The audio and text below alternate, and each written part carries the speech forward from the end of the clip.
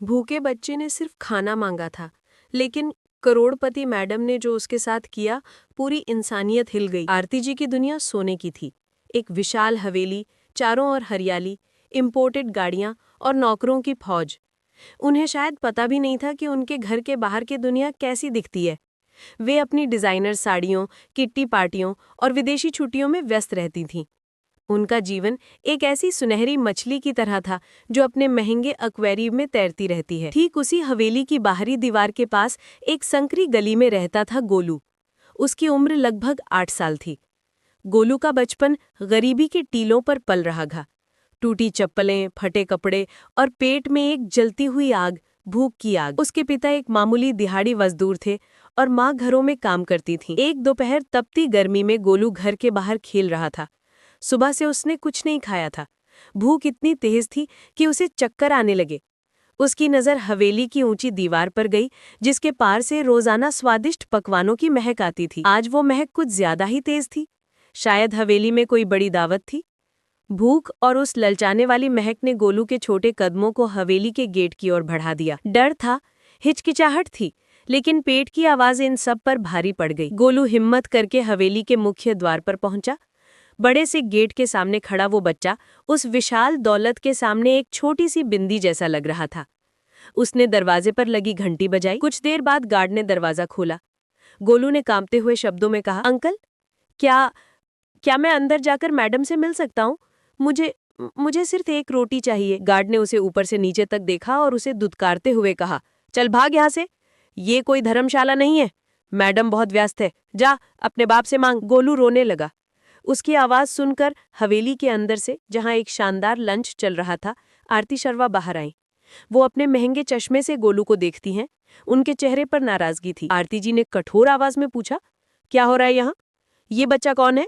क्यों शोर मचा रहा है? गार्ड ने तुरंत जवाब दिया, मैडम, ये गली का बच्चा है, खाने के लिए मांग रहा है। गोलू ने अपनी सारी हिम्मत बटोरी। उसके छोटे हाथ जुड़ गए और उसने नम आंखों से आरती जी की ओर देखा। उसकी आवाज में दर्द था। मैडम, सुबह से कुछ नहीं खाया। मुझे पता है आपके यहाँ बहुत खाना है। क्या आप मुझे सिर्फ एक रोटी दे सकती हैं?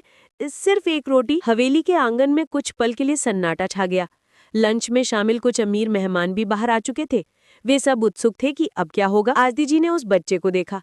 उसकी फटी शर्ट, धूल से सने गाल और उन आंखों में बसी गहरी भूख।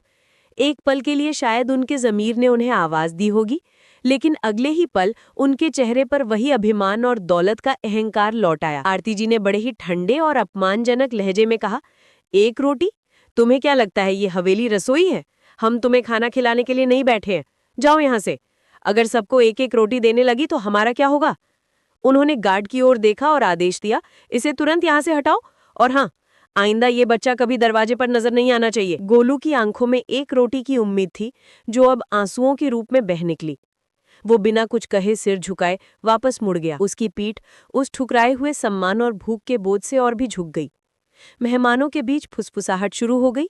किसी ने कहा, ठीक किया, तो किसी ने धीरे से कहा, इतना भी क्या? आरती जी ने इन सब बातों को नजरअंदाज किया और वापस अपने शानदार लंच में शामिल हो गईं। उनके लिए ये घटना एक मामूली रुकावट से ज्यादा कुछ नहीं थी। उन्होंने अपने हाथ धोए और महंगे पकवानों की ओर मुड़ गईं। कहानी यहीं खत्म नहीं होती। ये वो मोड़ है जहां इंसानियत को एक जोरदार झटका लगता है। गोलू हवेली से लगभग 50 कदम दूर पहुंचा होगा जब उसका छोटा शरीर जमीन पर गिर पड़ा। भूख और कमजोरी से वो बेहोश हो गया था। ये देखकर वहां से गुजर रही एक बूढ़ी महिला, जो पास की बस्ती में रहती थी, भागकर उसके पास पहुंची। उसने शोर मचाया। आसपास के कुछ लोग इकट्ठा हो गए।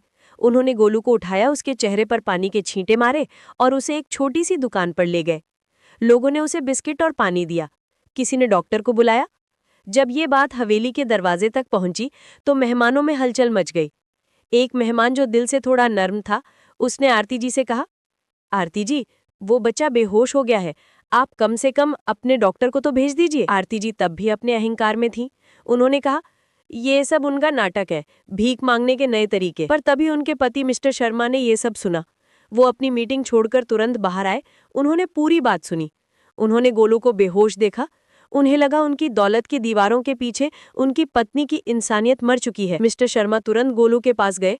उन्होंने उसे गोद में उठाया और उसे अपनी गाड़ी से सीधे अस्पताल ले गए। उन्होंने गोलू का पूरा इलाज करवाया। अस्पताल में डॉक्टर ने बताया कि गोलू की हालत सिर्फ और सिर्फ गंभीर कुपोषण और अत्यधिक भूख के कारण हुई थी। मिस्टर शर्मा ने ये सुना तो उनका सिर शर्म से झुक गया। जब मिस्टर शर्मा वापस हवेली पहुंचे तो उन्होंने अपनी पत्नी आरती जी की ओर देखा, जो अभी भी लंच की मेज पर बैठी थीं। मिस्टर शर्मा ने बड़े शांत लेकिन कठोर स्वर में कहा, आरती, तुमने आज एक बच्चे को सिर्फ एक रोटी देने से मना किया। उस एक रोटी की कीमत आज हमारी पूरी दौलत से भी ज्यादा हो गई है। तुमने उस बच्चे को नहीं बल्कि अपनी इंसानियत को भूखा मार दिया। मिस्टर शर्मा ने उसी दिन एक ट्रस्ट बनाने की घोषणा की। इसका नाम रखा गया एक रोटी का घर। इस ट्रस्ट के मकसद था शहर के हर भूखे बच्चे को दिन में कम से कम एक बार पेट भर खाना देना। उन्होंने अपनी करोड़ों की संपत्ति का एक बड़ा हिस्सा इस ट्रस्ट को दान कर दिया। आरती जी स्तब्ध रह गई। उनके पति ने उनकी दौलत से भरी दुनिया को झकझोर दिया था। गोलू की एक रोटी की गुजारिश ने और आरती जी के इनकार ने मिस्टर शर्मा को ये एहसास करा दिया था कि दौलत सिर्फ इमारतें खड़ी कर सकती है, इंसानियत नहीं। आरती जी को अपनी गलती का एहसास हुआ। वो उस रात बहुत रोईं। उन्होंने अगले दिन से खुद एक रोटी के घर में जाकर बच्चों के लिए खाना बनाना शुरू कर दिया। ये सिर्फ पश्चाताप नहीं था, ये इंसानियत का पुनर्जन्म था।